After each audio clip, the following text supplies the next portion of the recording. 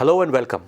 आज lesson number 19 में हम वोकेबलरी को बढ़ाने का एक ऐसा इंस्टेंट तरीका सीखेंगे। तत्काल वोकेबलरी आप कैसे बढ़ा सकते हैं।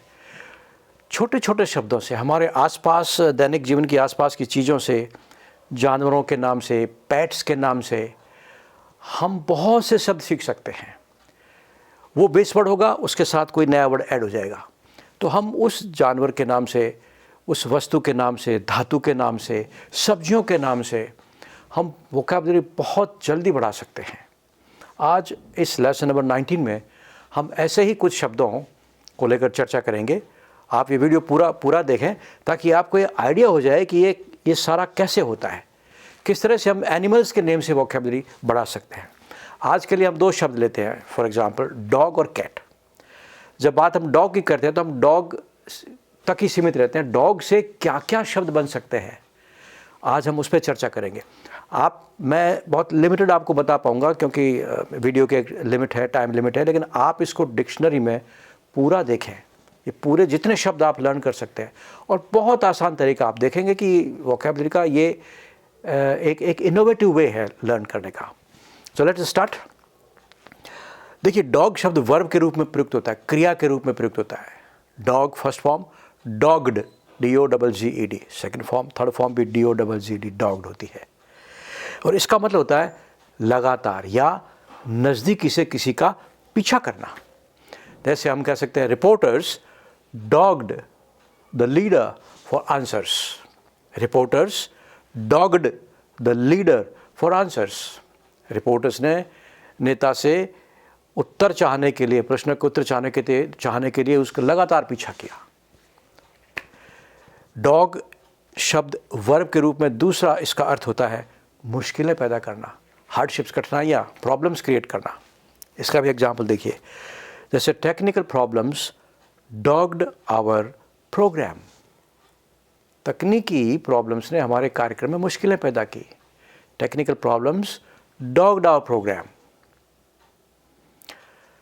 डॉग शब्द एडजेक्टिव के रूप में प्रयुक्त होता है, जैसे dogged determination, DOGGED, dogged determination. ऐसा दृढ़ निश्चय जो टूटे नहीं, पक्का हो, दृढ़ हो, अटूट हो।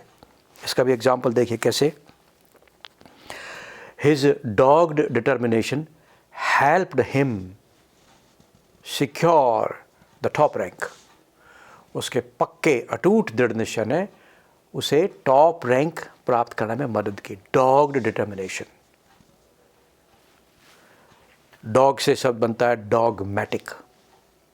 मैंने उसमें थंबनेल में भी ये वर्ड दिया था, डॉग प्लस मैटिक, डॉगमैटिक। किसको कहते हैं डॉगमैटिक? ऐसा व्यक्ति जो अपनी बात को सही मानता है, मैं ही सही हूँ, बाकी सब गलत है, और जो दूसरों की बात को तवज्जो नहीं देता, मैंने जो कहा वो ठीक है, मैं ही सही हूँ। ऐसे व्यक्ति को डिस्क्राइब करने के लिए अपन डॉगमैटिक कहते हैं। जैसे कैसे कहते हैं कि his dogmatic attitude isolated him from his friends. उसके इसी अड़ियल, अपने आप को सवाया मानने वाला, अपने आप को ही सही मानने के दृष्टिकोण ने, एटीट्यूड ने उसे दोस्तों से अलग थलग कर दिया। डॉगमैटिक एटीट्यूड। इसलिए कई बार कहते हैं कि बी कॉम्प्रोमाइजिंग, डोंट बी डॉगमैटिक। इतना डॉगमैटिक क्यों होते हैं आप? हमारी भी सुन लीजिए, ये एक बहुत अच्छा वर्ड है। इतना डॉगमैटिक क्यों होते हैं, हमारी बात भी सुनिए। ये बहुत कॉमन एक्सप्रेशन है। Dog tired, DOG, dog TIRED, tired. Dog tired का मतलब होता है चूर चूर थका हुआ, इतना थक गया कि अब एक कदम भी आगे नहीं बढ़ा सकता, उसको डॉग टायर्ड कहते हैं। इसका भी एग्जाम्पल लिख लें, जैसे he was dog tired after the days hectic schedule. दिन की हैक्टिक शेड्यूल के बाद में वो पूरी तरह से चूर चूर होकर थक गया था, इतना थक गया कि वो आगे नहीं बढ़ सकता। Dog tired. डॉग से कहावत बनती है गो टू डॉग्स, जिसको हिंदी में कहते हैं भाड़ में जाना या असफल होना। जैसे the company is going to dogs, company असफल हो रही है, भाड़ में जा रही है। The company is going to dogs and no one can save it. कोई अब इसको बचा नहीं सकता, because it is going to dogs. ऐसे एक और कहावत बनती है, every dog has its day. Every dog has its day. अर्थात जीवन में व्यक्ति को कभी न कभी सुख, समृद्धि, सफलता मिलती है, सफलता की घड़ी ज़रूर आती है। जब कोई व्यक्ति निराश होता है तो उसको ढाढ़स बंधाने के लिए कहते हैं, क्या कहते हैं? Don't be disappointed because every dog has its day. निराश मत हुइए, आपके भी कुछ अच्छे दिन आएंगे, आपके जीवन में भी सफलता की घड़ी आएगी। Don't be disappointed because every dog has its day. एक और शब्द बनता है डॉग ईयर। इसका मतलब ये नहीं कुत्ते का कान। डॉग ईयर अपना आप में वर्ब है। हम कई बार नोटबुक में या किताब का कोने से पेज मोड़ देते हैं, ऊपर से मोड़ देते हैं, नीचे से मोड़ देते हैं। वो इसलिए मोड़ते हैं ताकि हम अगली बार जब वो खोलें तो हमें वो तुरंत पहले वो पेज मिल जाए। उस पेज को मोड़ने को, किसी किताब के या नोटबुक के ऊपर से या नीचे से पेज को कोने से मोड़ने को डॉग ईयर कहते हैं। आपने देखा होगा जब उसको मोड़ते हैं तो कुत्ते के कान की तरह बन जाता है। ये वहीं से शब्द आया है। जैसे मैं कहूँ I have dog eared page number 10 so that I can see it easily next time.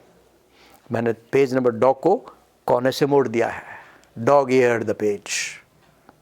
कई बार मना भी करते हैं, don't dog year the page because this will spoil the book, it will deface the book. कि dog year मत करिए, इससे किताब खराब होती है, डिफेस होती है। बहुत से शब्द हैं। एक और लेते हैं डॉग से, ए डॉग्स चांस। ए डॉग्स चांस अर्थात कोई चांस नहीं होना, कोई मौका नहीं होना। कई बार दुकानदार कहते हैं everything has been sold so you have a dogs chance. सब कुछ बिक गया है, अब कोई मौका नहीं है, अब कोई चांस नहीं है। मैंने कुछ शब्द सेलेक्ट किए हैं, आप इसको डिक्शनरी में और आगे देख सकते हैं। ये बहुत लंबी, ज़्यादा अच्छे अच्छे शब्द आपको मिलेंगे। दूसरा शब्द अपन लेते हैं कैट। मैं ये कह रहा हूँ डॉग और कैट बड़े कॉमन शब्द है, ये हमारी वॉकअप को कितनी बढ़ा सकते हैं। कैट हम सब जानते हैं, कैट माने बिल्ली, लेकिन कैट से क्या क्या और शब्द बनते हैं। कैट बेस वर्ड रहेगा, मूल वर्ड रहेगा, और इससे क्या क्या कहावतें बहुत बनती है कैट शब्द से। देखिए चर्चा करते हैं। Number 1 cat around. Cat around का मतलब समय की बर्बादी करना। हैंग अराउंड जिसको कहते हैं ना, कैट अराउंड, समय की बर्बादी करना। जैसे often cats around as he has nothing to do. वो प्राय समय की बर्बादी करता है क्योंकि उसके पास कुछ करने को नहीं है। डोंट कैट अराउंड, फालतू टाइम बर्बाद मत करो। जैसे डोंट वेस्ट योर टाइम, इसको हम कैट शब्द से कहते हैं, don't cat around. Number 2 big cat. आपने देखा होगा बिग कैट किसके लिए यूज होता है? लायन और ये जैसे चीता वगैरह, इनको बिग कैट कहते हैं। कैट से कहावत बनती है let the cat out of the bag. Let the cat out of the bag. रहस्य खोल देना, भेद खोल के सामने रख देना। जैसे I was keeping the party a secret. मैं तो पार्टी को एक सीक्रेट रखना चाहता था, but my friend let the cat out of the bag. लेकिन मेरे दोस्त ने सारा रहस्य खोल दिया, सब पर्दा फाश कर दिया, सब रहस्य ओपन कर दिया। Let the cat out of the bag, रहस्य खोल देना। एक अच्छी कहावत है curiosity killed the cat.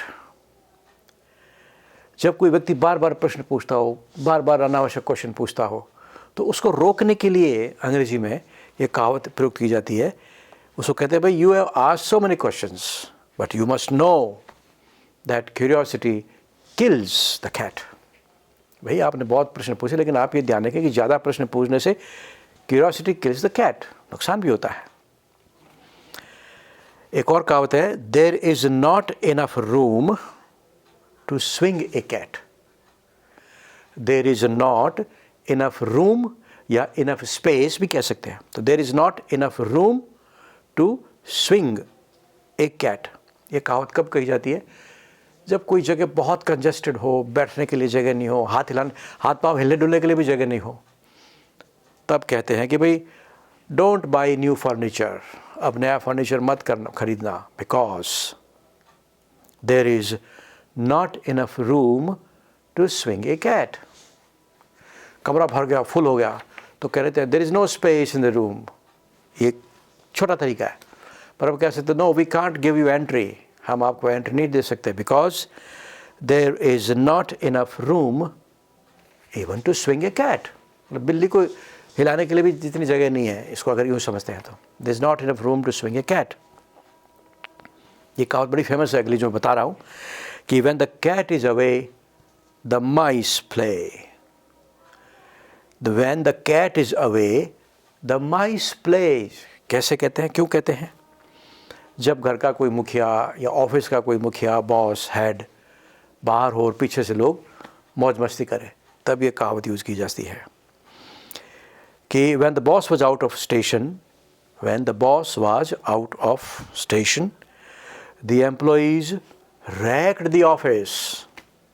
It is rightly said that when the cat is away, the mice play. Cat से एक और शब्द बनता है, कैट वॉक। आपने अक्सर सुना है मॉडल्स वगैरह जो ड्रेस डिस्प्ले करने के लिए कैट वॉक करते हैं, तो वो भी कैट वॉक होती है, बिल्ली की तरह चाल होती है। That is again word cat walk.